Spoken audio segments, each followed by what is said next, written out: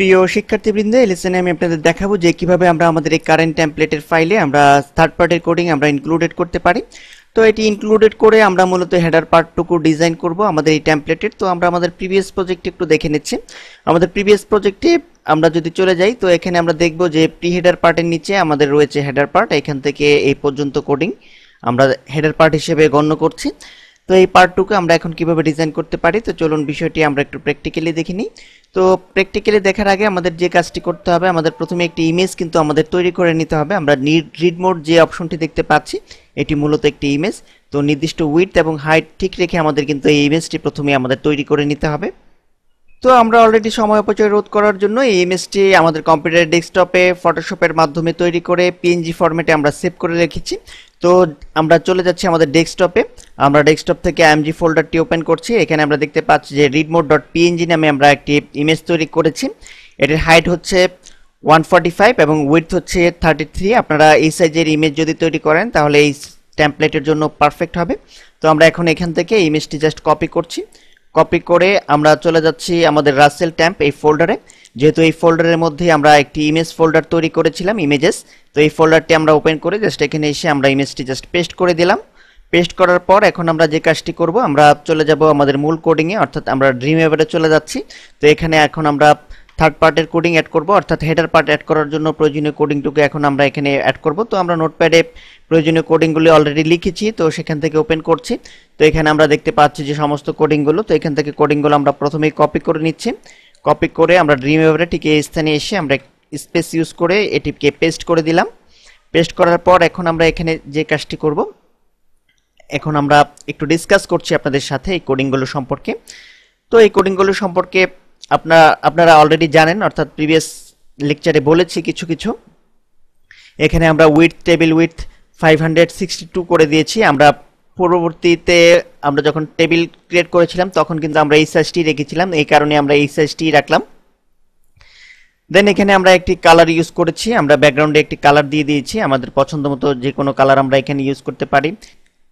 দেন আমরা এখন একটু নিচের দিকে চলে আসি। এখানে আমরা খেয়াল করলে দেখতে পাবো এখানে আমরা টেক্সট ট্রান্সফর্ম দিয়েছি আপার কেস। দেন ফ্রন্ট সাইজ আমরা 30 পিক্সেল করেছি। ফ্রন্ট ওয়েট আমরা বোল্ড করে দিয়েছি। এখানে আমরা লিখে দিয়েছি অ্যামাজিং অফার্স। অর্থাৎ টেক্সট ট্রান্সফর্ম আপার কেস দেওয়ার অর্থ হচ্ছে আমরা অ্যামাজিং অফার এই টেক্সটটুকু আমরা যেভাবেই লিখি না কেন, এটিকে সে আপার কেস লেটারে কনভার্ট করে সে ডিসপ্লে করবে। তো আমরা একটু প্রিভিয়াস প্রজেক্টে চলে যাচ্ছি। এখানে আমরা দেখতে পাচ্ছি যে অ্যামাজিং অফার্স এই টেক্সটটুকু কিন্তু অলরেডি বড় হাতের লেটারে অর্থাৎ ক্যাপিটাল লেটারে ডিসপ্লে হচ্ছে। তো এই কোডিংটুকুর মাধ্যমে কিন্তু আমরা এই কাজটুকু করেছি। দেন এখন আমরা একটু নিচের দিকে চলে আসি। এখানে আমরা দেখতে পাচ্ছি যে বেশ কিছু কন্টেন্ট আমরা অ্যাড করেছি। আমরা এই কন্টেন্টগুলো হচ্ছে এই কন্টেন্টগুলো আমরা বেশ কিছু কন্টেন্ট এখানে অ্যাড করেছি। এখানে আমরা দেখতে পাচ্ছি যে একটি বাটন রয়েছে। তো এই বাটনটি আমরা এখনো ইনক্লুডেড করিনি। তো আপাতত আমরা আউটপুট দেখছি। আমরা এটিকে সেভ করছি এই অবস্থায়। আমরা সেভ করলাম, দেন আমরা আউটপুট দেখছি। তো আমরা কিন্তু দেখতে পাচ্ছি যে অলরেডি আউটপুট, অর্থাৎ আমরা আমাদের প্রিভিয়াস যে টেমপ্লেটটি দেখতে পেয়েছিলাম সেই টেমপ্লেটের হেডার পার্টের মতো আমরা কিন্তু একটি হেডার পার্ট আমরা ডিজাইন করতে সক্ষম হয়েছি। শুধু একটি জিনিস মিসিং রয়েছে, সেটি হচ্ছে এখানে আমরা একটি বাটন দেখতে পাচ্ছি না, রিড মোড যে বাটনটি আমরা আমাদের প্রিভিয়াস লেসনে দেখতে পেয়েছিলাম। তো এখন আমরা এই বাটনটি ইনক্লুডেড করব। তো আমরা পুনরায় কোডিংয়ে ফিরে যাচ্ছি। তো এখানে আমরা ইমেজ সোর্স আমরা নির্ধারণ করে দেব। আমরা ইমেজ সোর্স এখানে দিয়ে দিচ্ছি। আমরা আমাদের ডেস্কটপে চলে যাচ্ছি। এখানে আমরা ইমেজ সোর্স একটু দেখে নেব। আমরা ইমেজটি রেখেছি রাসেল ট্যাম্প নামক ফোল্ডারে, ইমেজেস নামক যে ফোল্ডার আছে সেটিতে। এখান থেকে আমরা রিনেম করে ইমেজের নেমটুকু কপি করে নিয়ে নিলাম।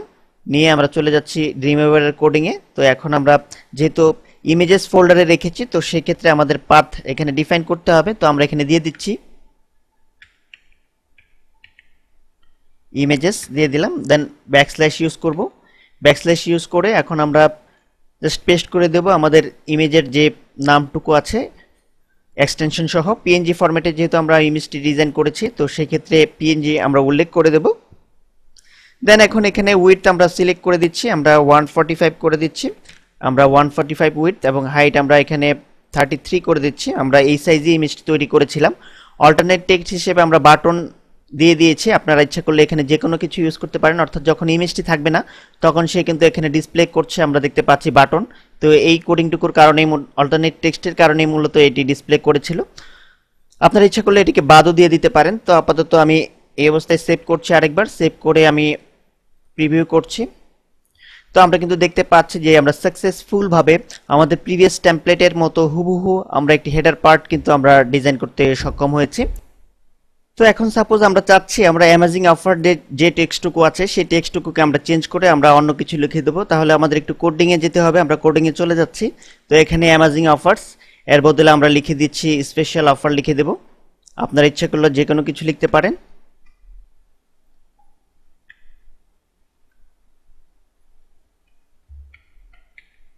স্পেশাল অফার লিখে দিলাম, দেন সেভ করছি, প্রিভিউ করছি। তো আমরা কিন্তু দেখতে পেলাম যে আমরা সাকসেসফুল ভাবে অ্যামাজিং অফার এই টেক্সটটুকুকে আমরা কিন্তু চেঞ্জ করে আমরা স্পেশাল অফার এই টেক্সটটুকু আমরা হাইলাইটেড করতে সক্ষম হলাম। তো এভাবে আমরা কোডিংয়ে চেঞ্জ করে আমরা আমাদের মনের মতো করে আমরা আমাদের টেমপ্লেটকে আমরা কিন্তু ডিজাইন করে নিতে পারি। ধন্যবাদ।